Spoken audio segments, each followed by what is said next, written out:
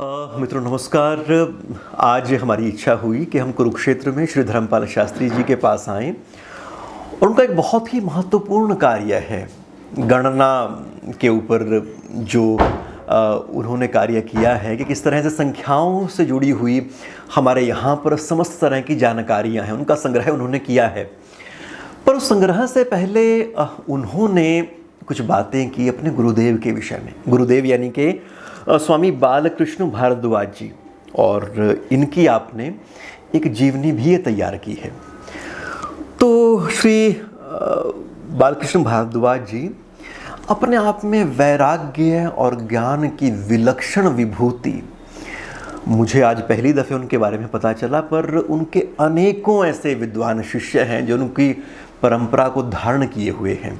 हमारे पूज्य गुरुदेव स्वामी बालकृष्णानंद जी का मूल नाम पंडित बालकृष्ण भारद्वाज था, जिनका जन्म क्योड़क गांव में कैथल के पास 1921 ईस्वी में ज्येष्ठ शुक्ला पूर्णिमा के दिन हुआ था। अति निर्धनता जिसको हम कल्पना भी नहीं कर सकते, ऐसी इतनी निर्धनता थी उस युग में समय, क्योंकि अकाल पड़ते थे, गरीबी थी, फसलें कम होती थी, भूमिहीन परिवार होने के नाते वो ब्राह्मण संस्कार थे, जिसके कारण वो एक जीवन संघर्षमय था। 15 साल की अवस्था तक उन्होंने अपने जीवन में पशुचारण का कार्य किया। तत्पश्चात वो पिछले जन्मों की कोई ऐसी प्रेरणा हुई कि हरिद्वार चले गए, और हरिद्वार में बस्ती राम की पाठशाला में उन्होंने ब्राह्मण वृत्ति से, जैसे भी ब्राह्मणों के बालक दान के अन्न पर पाठशालाओं में पढ़ते थे, वहाँ उनकी कुशाग्र बुद्धि को देखकर किसी वरिष्ठ शिष्य उन्होंने कहा, छात्र ने, कहता आप इतने कुशाग्र बुद्धि हैं, आप अपना जीवन यहाँ ना बर्बाद करो, आप यहाँ से चले जाओ। तो वो वहाँ से लाहौर के लिए निकल गए। पहले सरस्वती संस्कृत कॉलेज खन्ना में कुछ दिन रहे, वहाँ से महंतों की पिंडोरी धाम में वहाँ गए। अपने युवावस्था की वो बात बताते थे कि मैं इतना साहसी था कि बाढ़ के दिनों में रावी नदी में मैंने छलांग मार दी और 5 किलोमीटर तक उफड़ती हुई नदी में बहता हुआ घूमता फिर मस्ती में वापस आ गया। लाहौर में वो शीतला माता के मंदिर में, हरियाणा के प्राय जितने भी छात्र वहाँ पढ़ने जाते थे, शीतला माता के मंदिर में रहते थे। ब्राह्मण वृत्ति ही वहाँ पर जो दान का अन्न था मिलता था मंदिरों में, वो उनके आजीविका का साधन था। तो कुशाग्र बुद्धि थे, बड़ी सुंदर। पंडित ज्ञानी राम शास्त्री जी अलेवा वाले कवि थे, हिंदी के बहुत गाने बनाते थे। वो उनके सहपाठी रहे, हंसते थे क्योंकि पूज्य गुरुदेव बनाते थे संस्कृत की कविताएं और वो हरियाणा की, तो आपस में मधुर हास्य व्यंग्य में उपालंब में भी बातें करते थे। वो कहते थे क्या तेरी हरियाणवी भाषा। इस प्रकार की वार्ताएं जब उनकी चलती, तो एक दिन वो कहने लगे पंडित जी, कहता भाई आप क्या बनाओ हरियाणा में गीत। तो उन्होंने तुरंत बैठ करके कहता मैंने तिरिया के ऊपर दुनिया में झगड़े मचा करें से, इश्क जाल में सारे फंस जाए, बिड़ले बचे करे से, एक हरियाणवी गीत बनाया। और फिर शिव शंभु सकल सर्वेश्वर सब में सर्व समाया, ज्ञानवान दिन भगवान ध्यान बिन जान सकूं न माया। ऐसे कई गीत उनको सुनाए और वो बड़े विचित्र हैरान रह गए कि भी ये तो संस्कृत का ही नहीं, हिंदी के भी, अपने लौकिक भाषा के भी विद्वान हैं। भृगु संहिता होशियारपुर के एक वो थे पंडित जगन्नाथ शास्त्री, जो आजकल बड़ा प्रसिद्ध परिवार है होशियारपुर का, वो भी उस समय लाहौर में पढ़ते थे। पढ़ते समय उन्होंने देखा कि तो बड़ी अच्छी कविताएं बनाते हैं शास्त्री जी। तो कहने लगे प्रभु शास्त्री जी हमारे इष्ट देव भृगु जी की भी स्तुति बनाओ। तो उन्होंने उस दिन बैठ करके वो भृगु संहिता, भृगु जी महाराज की स्तुति लिखी। तब दिव्यम सुरवंदितम भृगुरिति ख्यातम भुए मुंडले, अष्टक बनाया। पंडित जगन्नाथ जी अपने पुत्रों को कहकर गए कि भाई ये विद्वान जिन्होंने हमारे इष्ट देव की स्तुति लिखी है, आप कभी अगर आपको दर्शन हो जाएं तो इसका स्वागत करना। सौभाग्य से ये लगभग 1990 के लगभग की बातें हैं। तो भृगु कुराली वाले संत जी के यहाँ भृगु संहिता का परिवार भी आया हुआ था। जब उनको पता लगा कि इन स्वामी जी ने तो हमारी स्तुति, इष्ट देव की स्तुति लिखी है, बड़े आदर से वो होशियारपुर ले गए, उनका आदर सत्कार किया, बहुत आदर, भाव विभोर हो गए कि हमारे इष्ट देव की स्तुति आपने लिखी है। और वो बड़ी प्रचारित की, उन्होंने पत्रिकाओं में छपवाई। स्फुटक जितने अष्टक थे, महालक्ष्मी, महासरस्वती, महाकाली, रामकृष्ण परमहंस, विवेकानंद, शंकराचार्य, भृगु, इस प्रकार की 88 श्लोकों की जो उन्होंने बहुत स्तुतियाँ लिखी। महात्मा गांधी जी पर, मोनियर विलियम पे, ऐसे ग्रंथों के ऊपर स्फुटक टिप्पणियाँ लिखते थे। ज़्यादातर उनका जीवन स्वामी रामकृष्ण परमहंस, विवेकानंद जी और अभेदानंद इत्यादि महापुरुषों के ऊपर समर्पित था। जीवन में एक ऐसा मोड़ आया, वहाँ पर शीतला माता मंदिर में बैठे बैठे कि ब्राह्मण बालक थे, एक दूसरे के घर भी जाते थे भोजन के लिए। किसी युवा के बच्चे अवस्था में बच्चे की मौत होगी, और वो लड़के, क्योंकि अन्न जो है मानव की बुद्धि को भ्रमित कर देता है, तो वहाँ के लड़के किसी की 13वीं पर, अर्थात मृत्यु के 13वें दिन जब भोजन करने के लिए गए, तो आकर के कहने लगे कि ओहो, लड्डू तो बढ़िया नहीं थे।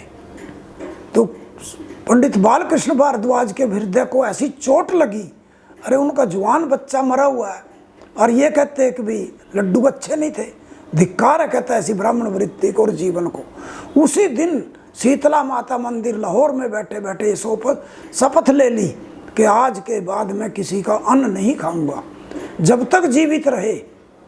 मैं धर्मपाल शास्त्री 25 वर्ष तक तो मैं साक्षी रहा हूँ, आप मृत्यु पर्यंत, कि उन्होंने कभी किसी का अन्न नहीं खाया। भोजन किसी का अन्न नहीं खाऊंगा, अपने नाम कोई संपत्ति नहीं करूंगा, विवाह नहीं करूंगा और सरकारी नौकरी नहीं करूंगा, और जो ग्रंथ पढ़ूंगा खरीद के पढ़ूंगा। अगर इन ग्रंथों को खरीदेंगे नहीं तो पढ़ेगा कौन, बिकेंगे कैसे, छपेंगे कैसे, ऐसी वृत्ति थी। बड़े बड़े दिव्य ग्रंथ, सेक्रेड इतिहास, भूगोल, history, Atlas, sacred books of the east, ऐसे ऐसे दिव्य ग्रंथ ये बुक सेलर कुरुक्षेत्र में इंतजार करते थे कि हमें कब आदेश मिलेगा और हम मंगाएं। मतलब जो भी ग्रंथ पढ़ते थे, ऐसी ऐसी डिक्शनरियाँ आपको मैं दिखा सकता हूँ, मेरे पास रखी हैं, जो खरीद करके कहते थे भाई इनको पढ़ेगा कौन, अगर हम नहीं खरीदेंगे तो बिके, छपेंगी कैसे, भारतीय संस्कृति की रक्षा कैसे होगी। और जितना धन कमाते थे, जितना भी वेतन मिलता था, वो गरीब छात्रों को लौटाते थे, देते थे। कोई जाति भेद नहीं, किसी जाति का हो, केवल एक शर्त थी कि प्रथम श्रेणी में उत्तीर्ण होने वाला छात्र होना चाहिए। उनको कोई मतलब नहीं था ब्राह्मण से। राजपूतों के बच्चे भी थे, बनियों के बच्चे भी थे, कुम्हारों के भी थे, किसी भी जाति का हो, जिनकी सहायता करते थे। शर्त एक है कि प्रथम श्रेणी में, असूल इतने थे कि कोई भेद नहीं। एक दिल्ली से एक सनातन धर्म की सिफारिश आई कि इस छात्र को एडमिशन देना है। कुल 20 छात्र छात्रावास में रखे जाते थे, जिनको भोजन की सुविधा मिलती थी बिरला मंदिर में। तो कहने लगा जी मेरे लड़के को दाखिल करो। कहते नहीं भाई, 5 छात्र, तेरे लड़के की बारी 5वें स्थान पर है, 5 छात्रों की स्थान और बढ़ा दो, तब आपके लड़के का दाखिला होगा। नहीं, मुझे नौकरी की जरूरत नहीं है, मैं असूल, मुझे सिद्धांत चाहिए। उससे पहले 4 छात्र और हैं, उनका एडमिशन होगा तभी आपके पुत्र का एडमिशन हो सकता है। इतने सिद्धांतों के विवश होकर के मालिक ने, सेठ ने 5 सीटें और बढ़ानी पड़ी छात्रावास में। मतलब इतना सिद्धांत, जीवन ऐसा दर्पण था। और स्वामी विवेकानंद के पीछे तो इतने दीवाने थे वो कि बस भगवती की उपासना, माँ काली की उपासना में कहते हैं वेदांतिनो याम गणयंती माया, वेदांती लोग उसको माया कहते हैं। वेदांतिनो याम गणयंती माया संख्यागम अज्ञाम है आदि योनिम, और संख्या शास्त्र के वेता उसको आदि योनि कहते हैं। अधीति न शब्द न प्राव्यम, और जो व्याकरण है, व्याकरण शास्त्र के वेता, वो उसको शब्दों की आदि शक्ति मानते, आदि स्रोत मानते हैं। तंत्र प्रवीणा वरद आद्य शक्ति, और तांत्रिक लोग उसको आद्य शक्ति कहते हैं। मतलब काली की स्तुति में जब भी कलकत्ता जाते, उनके 1-2 पुराने छात्र थे, तो भगवती के, काली के और रामकृष्ण मठ जरूर जाते। 25 वर्ष के उनके सानिध्य से मुझे ये ज्ञात हुआ, अनुभव हुआ कि उनका स्वामी विवेकानंद के साथ पिछले जन्मों का कोई संबंध था, क्योंकि ऐसी ऐसी रहस्यमयी बातें बताते थे। धर्मा स्वामी विवेकानंद के कक्ष में 100 प्रकार के अचार रखे रहते थे। मतलब स्वामी विवेकानंद ऐसे चिलम पीते थे, मतलब ऐसा अनुभूति। शुरू में जब उन्होंने स्वामी अभेदानंद का कंप्लीट वर्कशॉप स्वामी अभेदानंद इंग्लिश में पढ़ा, कहते अभेदानंद भी किसी से इंस्पायर्ड है, प्रभावित है, तो फिर कहता मैंने विवेकानंद का पूरा साहित्य पढ़ा। और फिर रामकृष्ण परमहंस का लेखनी उठाई। सबसे प्रथम उन्होंने विवेकानंद साहित्य जीवन चरितम का महाकाव्य लिखने की शुरुआत की, परंतु वो लिखते लिखते भाव विभोर होकर के माँ शारदा मणि लीला चरितम, जिसका पहला श्लोक है सा शारदा श्यान मम शारदात्री शब्दार्थी और यास्ति महाकवि नाम मातेव बालस्य पदच्युति नाम निभाले त्रिसूत्राम दयालु। वो माँ शारदा मेरे को सार दे, सा शारदा श्यान मम शारदात्री, वो माँ शारदा मुझे सार दे। शब्दार्थी और या जो महाकवि नाम, जो महाकवियों के लिए शब्द और अर्थ का ज्ञान देने वाली है। मुझ बालक की पदों को, पदच्युति संस्कृति जो दोष है उसको दूर करने के लिए मेरे को पुचकारे, प्रेम से मेरे को अपनी गोदी में ले ले।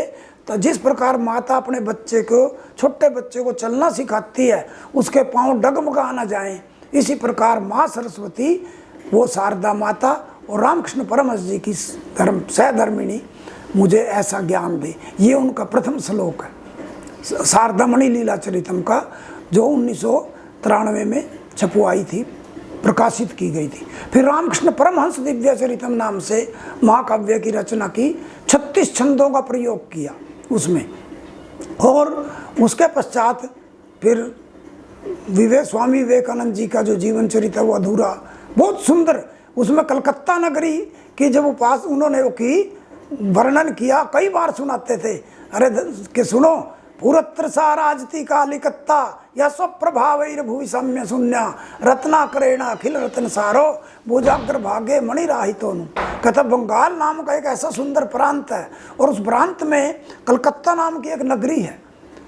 वो कलकत्ता नहीं है, वो मानो समुद्र ने अपनी ऐसे उंगलियों पर, भुजाओं पर जितने रत्न थे समुद्र में वैसे उठा रखे। पूरत्र साराजती कालिकत्ता, वो कलकत्ता नाम की मैंने नगरी शोभित हो रही है, जो अपने प्रभाव से पृथ्वी पर उसके समान कोई नगरी है ही नहीं। रत्नाकर मेरे समुद्र ने मानो सारे समुद्रों सार जितने रत्न थे उनको ऐसे अपनी भुजाओं पर उठा रखा है। वो कलकत्ता नहीं है, वो तो एक सागर के रत्नों का सार है। ऐसी उपमा अलंकार में इतना सुंदर वर्णन उन्होंने महाकवि कालिदास ने के तुल्य किया। कई बार ग्रंथों का अध्ययन करते हुए महाकवि कालिदास की उस पर भी लेखनियाँ उठा देते थे। ग्रंथ मेरे पास उपलब्ध हैं, उन पुस्तकों में कहता अगर महाकवि शब्द ध्वनि शास्त्र की दृष्टि से इस शब्द का प्रयोग करते तो बहुत अच्छा होता। मतलब कालिदास की या तो वो किसी कारण से गलत छप गया हो, हम महाकवि कालिदास पर वो नहीं कर रहे कि भी टिप्पणी कर रहे हैं, परंतु कई बार जब ध्वनि शास्त्र की एक बड़ी अद्भुत उनके जीवन की घटना के R.K. शर्मा, रामकृष्ण शर्मा भारत सरकार के शिक्षा सलाहकार हुए। वो हरिद्वार में रहते थे सरकारी, उसके बाद उनके पास एक IAS ऑफिसर थे सरदार जी, और जो मेलाधिकारी थे हरिद्वार हरदेव सिंह बाबा, और गुरुकुल कांगड़ी यूनिवर्सिटी के वाइस चांसलर, तीनों एक दिन घूमने के लिए शकुंतला से संबंधित, शकुंतला और दुष्यंत से संबंधित वो है आश्रम है, कण्वर आश्रम ऋषिकेश से ऊपर इधर, तो वहाँ गए। और रास्ते में जब कालिदास के ऊपर वार्ता हुई तो वो रामकृष्ण शर्मा जी झूम उठे, संस्कृत के विद्वान थे, कि ऐसी ऐसी बारीकियां ध्वनि शास्त्र की, काव्य शास्त्र की, साहित्य शास्त्र की और काव्य प्रकाश के मर्मज्ञ। तो डॉक्टर हरदेव सिंह बाबा IAS भी इतना आदर करते थे कि उनके पांव छूने लगे कि नहीं स्वामी जी, मैंने विद्वान तो देखे पर कालिदास पर जो मास्टरी आपकी है मैं आश्चर्य में हूँ। बड़े विचित्र त्याग और वैराग्य की इतनी प्रतिमूर्ति थे।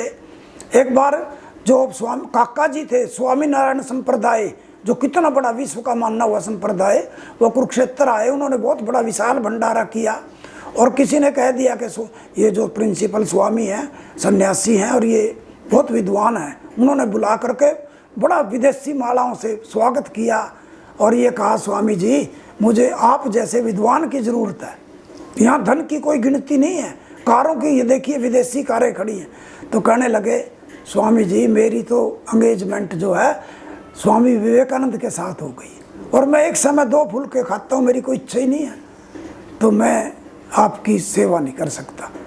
आपको तो मेरी ज़रूरत है पर मुझे आपकी ज़रूरत नहीं, क्योंकि मेरा एक तरह से मैं आत्म केंद्रित हो चुका हूँ। इस प्रकार के कई संतों महंतों के साथ वार्ताएं हुई। युवावस्था में एक ब्राह्मणी कहने लगी, मेरी अकेली लड़की है और 600 बीघा मेरे पास ज़मीन है, अगर मेरी लड़की का रिश्ता ले लें तो ये सारी संपत्ति इसी की खत्म, मेरे तो शादी ही नहीं करवानी।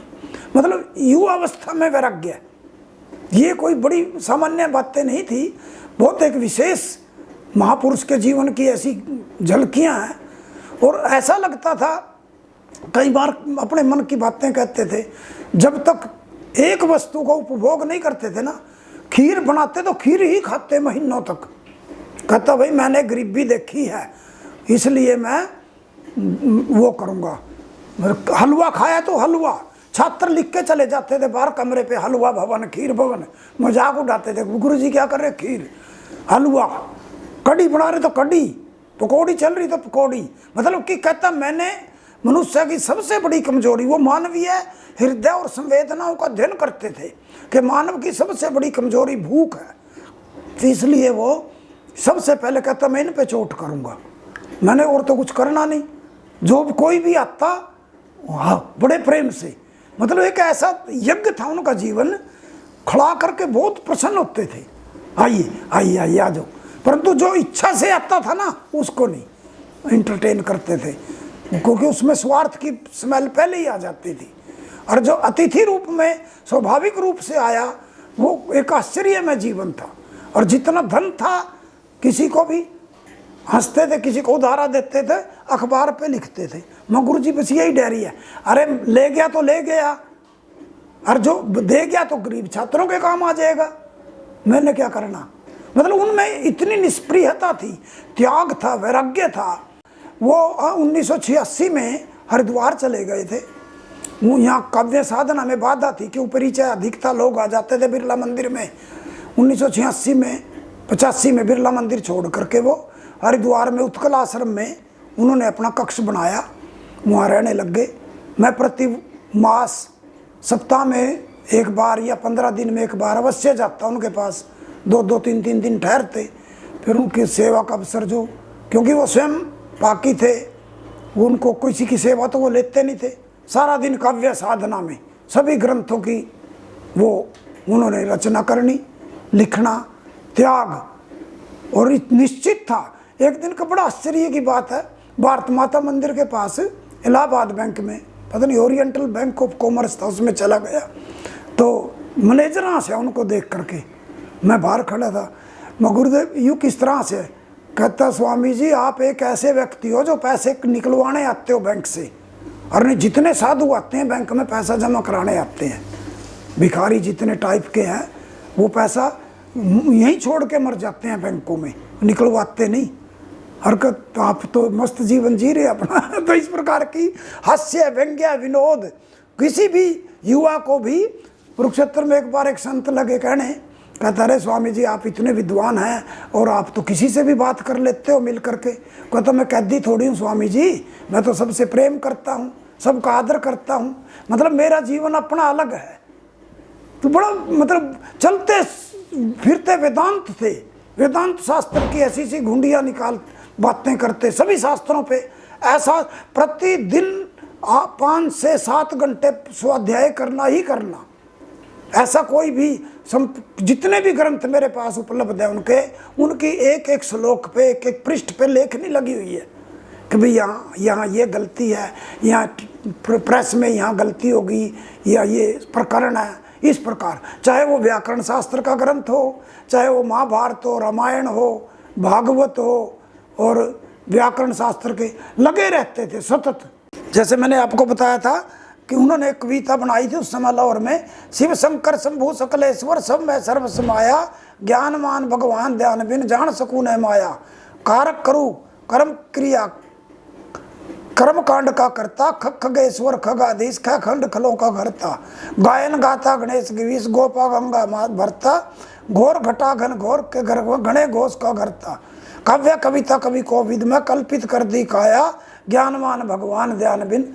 ये अनुप्रास अलंकार के अंदर उन्होंने कविता बनाई। मतलब बहुत ही साध, पूरा जीवन ही ज्ञान में था। गांधी जी के ऊपर उन्होंने उस समय लिखा था, हिंसा परा कर तुम सलिष्ट सत्याग्रही दुष्ट नयान विनय तुम, दिनाग नोत्ते कटि वस्त्रधारी बापू सदा राज तू मानसे में।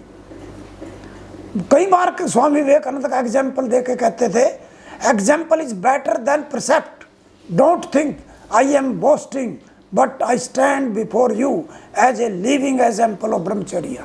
स्वामी विवेकानंद के इतने फैन थे, इतना मतलब उनका वो था कि भगवती ग्रंथ के ऊपर लिखा मिला सरस्वती की आराधना के लिए, सिद्धेश्वरी भवतु साधन दायिनी में, काली कराल वदना द्विस्तान द्विशंति, दुर्गा च दुर्गति हरा शिव गेहिनी सा, विघ्नेश्वरी पति च तिष्ठतु विघ्न नष्टयी।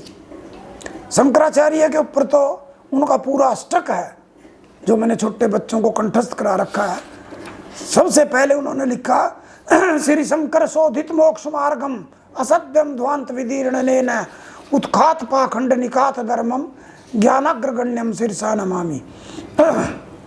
और श्लेष अलंकार के अंदर 8 के 8 श्लोक और व्यतिरेक अलंकार में लिखे हैं शंकर। और अपने ये जो छंद है ना, त्रिलोक मध्यगामिनी समस्त वस्तु पावनी, ऐसे ऐसे पंचचामर छंद के अंदर रचना की है गंगा की स्तुति भी। मतलब कहने का तात्पर्य है कि सभी छंदों में बहुत ही सुंदर। और लक्ष्मी के ऊपर तो इतना सुंदर कहते थे, लक्ष्मी ने जब साप दिया भृगु को, कहते मैं ब्राह्मणों के घर नहीं रहूंगी, तो कहती है वाणी में भविता तो यत्र सदने स्थात्री स्थिरा चंचले। ऐसे भृगु जी ने उंगली उठा करके लक्ष्मी को कहा, हे लक्ष्मी, क्योंकि लक्ष्मी जी कुपित हो गई थी कि उनके सामने भगवान विष्णु की छाती में भृगु जी ने लात मारी, तो पत्नी को तो क्रोध आया। भगवान विष्णु का पकड़ के कहने लगे कि प्रभु आपकी पाँव में चोट तो नहीं लगी, अब मेरा छाती तो वज्र की है। तो कहने लगी, लक्ष्मी कुपित होगी, कहते आप इसको पाँव को पकड़ रहे हो और इसने आपको लात मारी। कहता चल मैं ब्राह्मणों के घर नहीं रहूंगी। तो इस स्तुति में उन्होंने बनाया कि वाणी में भविता तो यत्र सदने स्थात्री स्थिरा चंचले सेत्थम तर्जन तत्परा मम भृगोस्त्राणम भवेत तर्जनी। कहा मेरी ऐसे मेरी तर्जनी उठा करके भृगु जी ने कहा, मेरी जहाँ वाणी होगी वहाँ पर तुझे रहना पड़ेगा।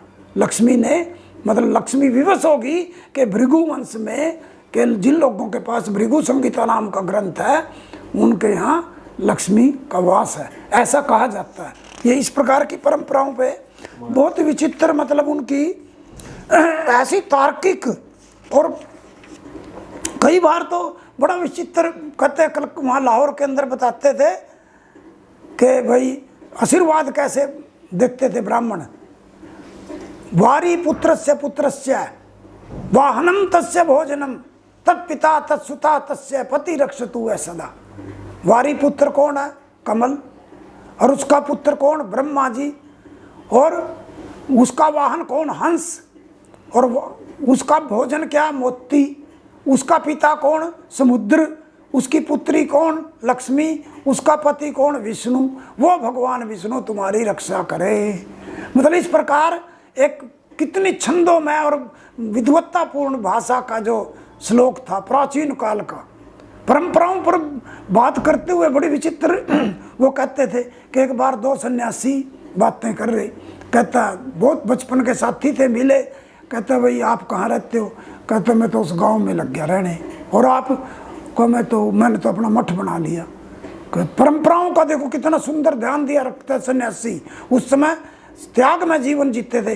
यदि चेतसी नरकत्वम मठे वासो दिन तरह, उसने नरक, ग्रामीण सन्यासी ने उसमें बोली मारी कि अगर नरक में जाना हो तो 3 दिन मठ में रह लो। तो वो दूसरे सन्यासी उसको कहते हैं यदि चेतसी मूर्खत्वम ग्रामे वासो दिन तरह, यदि मूर्ख रहना है तो 3 दिन गांव में रह लो, क्योंकि अनपढ़ता होती थी गांव में, उनका जीवन संघर्ष में होता था। इस प्रकार की बातों से मतलब वो जब मोनियर विलियम के इतने भगत थे कि कमाल का श्लोक उन्होंने एक ग्रंथ पे लिखा मिला, यह सारधा आराधन लग्न चेता चिनोति कीर्ति कृति भी शुभा भी चित्रैश्चरित्र महर्षि कल्पो मोनियरो राजती धन्य नामा। मोनियर विलियम के ऊपर भी उन्होंने मतलब बिना किसी पर भेदभाव के कि भी ये कोई विदेशी है या भारतीय है, वो इतना आदर करते थे सरस्वती के पुत्रों का। तो मोनियर विलियम के ऊपर उन्होंने इतना सुंदर श्लोक ये रचना की। तो कुरुक्षेत्र के ऊपर तो कमाल के श्लोक उन्होंने रचना की 1975 में। महर्षि देवर्षि गणक्किलादौ यज्ञाय चक्रे परितप पृष्टिम वेदिम यतो वाप्यमुदान्वितो भूत क्षेत्रम कुरुस्तत् जयथा जगत्याम के महर्षि और देव ऋषियों ने शुरू में कुरुक्षेत्र भूमि को एक ब्रह्म वेदी के रूप में बनाया। इस जब ढूंढा वो इतने प्रसन्न हुए और ऐसे कुरुक्षेत्र की जय हो। वाग देवता यत्र नदी स्वरूपा सरस्वती थी श्रुति गीत कीर्ति सर्पाकृति सिंचती तीर्थ संघान क्षेत्रम कुरुस्तेन मोहमयी। वाणी की देवी सरस्वती यहाँ पर जिसका वेद शास्त्र गुणगान गाते हैं सरस्वती के रूप में, वाणी की देवी को नदी के रूप में बहती है कुरुक्षेत्र भूमि में, और सांप की तरह टेढ़ी मेढ़ी चलती हुई तीर्थों को सींचती चलती है। ऐसे कुरुक्षेत्र की जय। वह नारायण वसुदेव सूनु, वो नारायण जो वसुदेव के पुत्र थे, कृत्वा निमित्तम नरम अर्जुनम तम, जिन्होंने अर्जुन मानव मात्र का निमित्त अर्जुन को बना करके भवस्य भव्याय भवाब्धि पोतो संसार सागर से पार करने वाली नौका गीता गिरो यत्र समुच्चार है, गीता रूपी अमृत वाणी यहाँ पर उच्चारण की। ऐसे कुरुक्षेत्र भूमि की जय हो। यो व्यासदेव श्रुतिवाग विभक्ता, वो वेद व्यास जी जिन्होंने वेदों का विभाजन किया।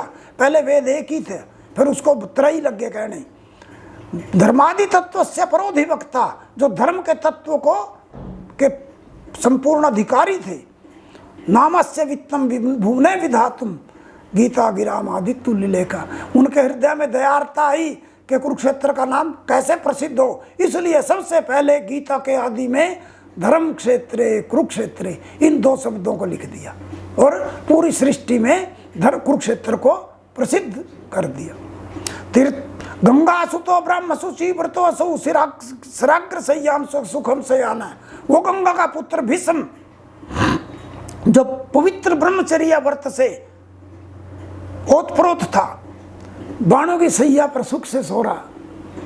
भीष्मो जगौ यत्र सुधर्म तत्वम, सोफा सेट पर गद्दों पर बैठकर तो धर्म की बातें करना बड़ा आसान है, परंतु बाणों की सैया पर बैठ करके विश्व का सबसे पहला एक ऐसा उपदेश ज्ञातव्य है यहाँ पर कि भगवान श्री कृष्ण ने अर्जुन को जो बातें बताई उससे ज़्यादा महाभारत के शांति पर्व में भीष्म पितामह ने युधिष्ठिर को उपदेश दिया।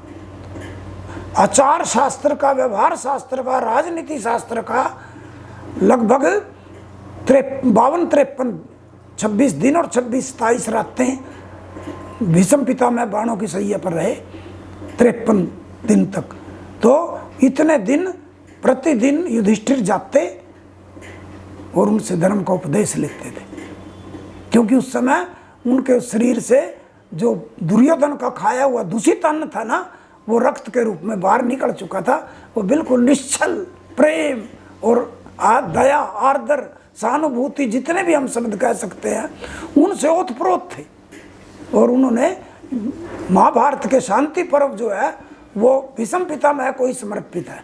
और लौकिक जितने भी ग्रंथ है, जो यन्न भारत है तन्न भारत है, जो महाभारत में नहीं है वो भारत में नहीं है, और जो भारत में नहीं है वो महाभारत में भी नहीं है, ऐसा महाभारत में कहा गया है।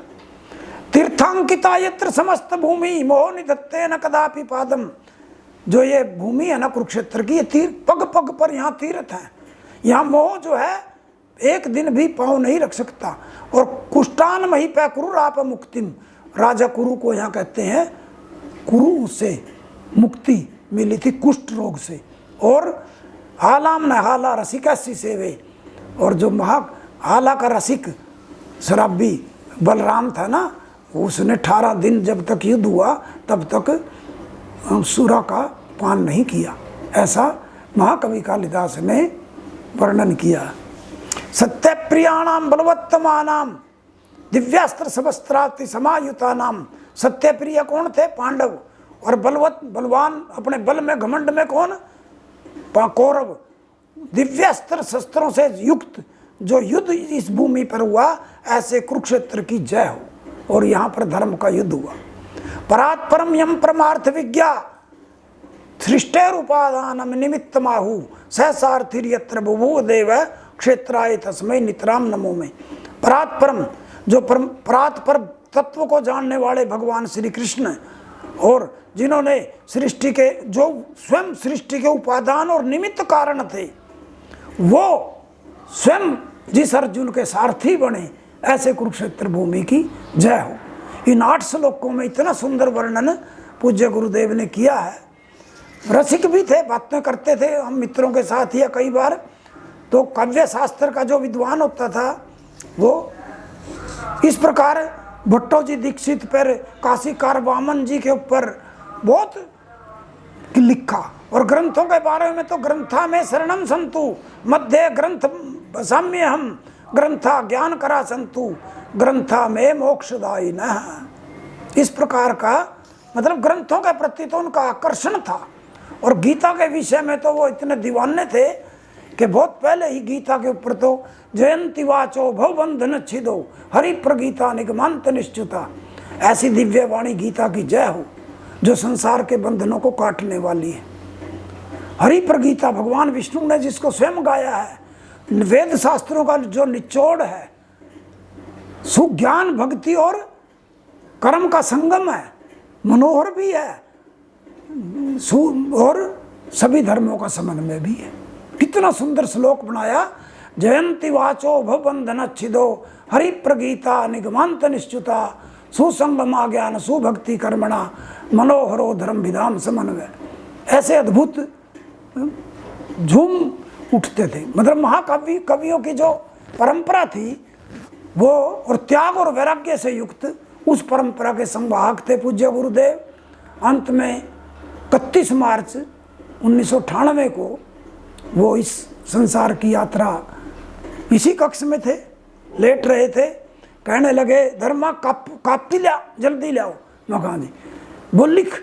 मतलब मृत्यु सैया पर पड़े पड़े भी एक अंतिम श्लोक बोल गए परशुराम जी के ऊपर।